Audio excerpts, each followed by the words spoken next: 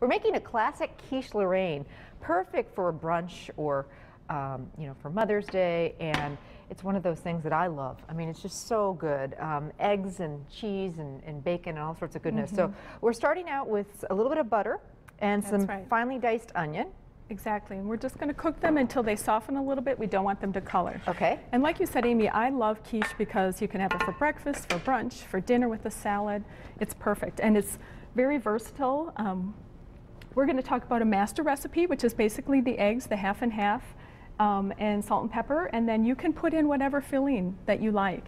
In my family, we have vegetarians, so I do a broccoli cheddar when we get the family together. Yeah. My mother loves my mother and father like the quiche Lorraine, and this is one of our Mother's Day favorites. Oh, and that's with the bacon and the onion and the Swiss cheese. So let's talk about the crust, because I think the crust for quiche can sometimes get a little soggy. So Michelle's got a great tip on how to not have that happen to you. Exactly, and what I'm doing today is I'm going to show you, I'm just going to take a prepared crust, and it's totally up to you. One of the nice things about quiche is that you can use a prepared crust, you can use your homemade recipe. Basically what we're going to do is put it in the pan. Okay. And then, actually, Amy, may I have a fork? If you have a fork. Right here. This is kind of soft, so it's not exactly as pretty as we'd like it. But what you're going to basically do is blind bake or partially bake your crust. And what that does is it helps so that the wet liquid doesn't soften your crust. And this is something that I do for my pumpkin pie, anything that has kind of a wet crust. So you're going to want to put your crust in, you're going to want to prick it a little bit, which seems kind of counterintuitive because you're going to put something wet in, and the last thing you want is wet underneath.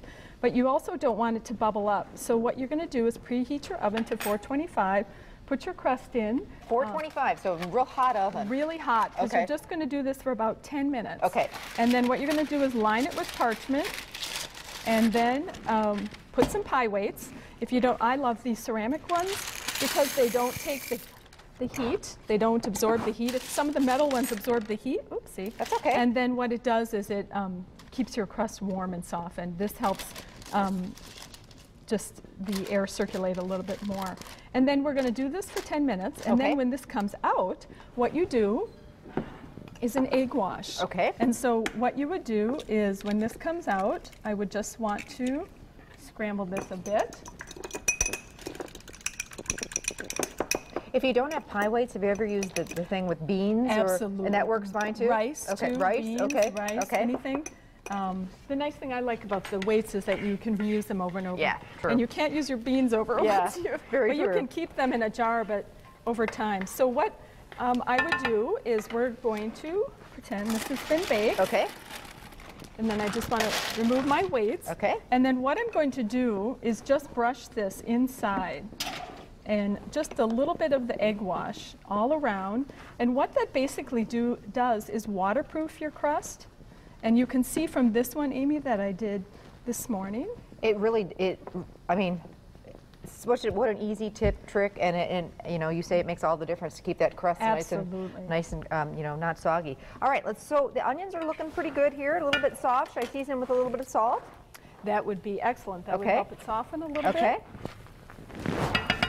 And then we've got some bacon. Exactly. And some eggs. So should we start beating the... Sure. We want to break up the eggs a little bit. We have 4 eggs. Okay. And actually I brought our Humpty Dumpty eggs that we sell at the store. They're fun. Another local family business. Nice big eggs. They're gorgeous. So we have a lot of fun things going on for our 100th anniversary. We've commissioned a mural. So we have an artist that is going to paint a 30-foot mural over the observation window that we have in the dairy. You mentioned you can come and watch the process. We have a 30-foot observation window where you can see the milk being pasteurized and homogenized and bottled. How fun. And so that will be right above it. So it'll be wonderful for guests to come and see the history from Jacob Lamers, you know, then through Richard Lamers, then Dick Lamers, and then we have now also Mark and Tom and Joe and Tim, the 4 brothers, and the sisters have been involved at various points as well. And then we have the 5th generation. Very cool. Working in the office and the plant. Very cool. It's quite exciting. All right, so now we've got our 4 eggs. We've got Lamers half and half. About how much? I'm sorry, 1½ cups. Okay. And we're going to break, I'm going to just break those up a little bit. That'll help us. There's 1.5 cups of the half and half.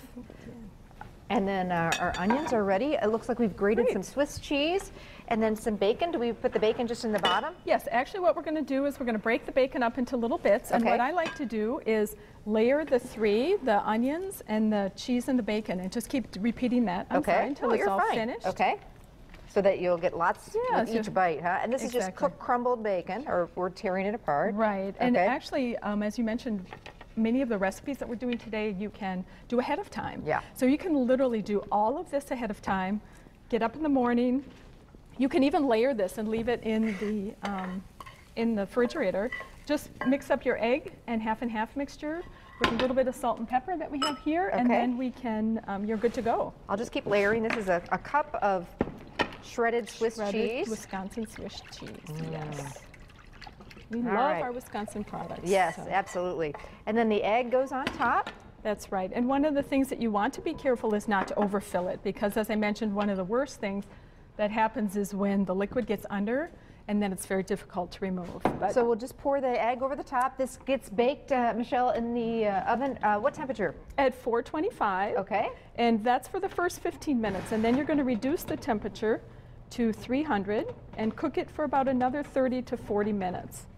And so you just want to kind of keep an eye on it. You want a nice golden color. This is absolutely gorgeous. Wow. And then we'll let it cool just a little bit and slice it into wedges. That's right. And then with a salad, it's just delicious with fresh fruit. Yeah. It's fantastic. The classic recipe for Quiche Lorraine, you can get that recipe on our website, fox11online.com.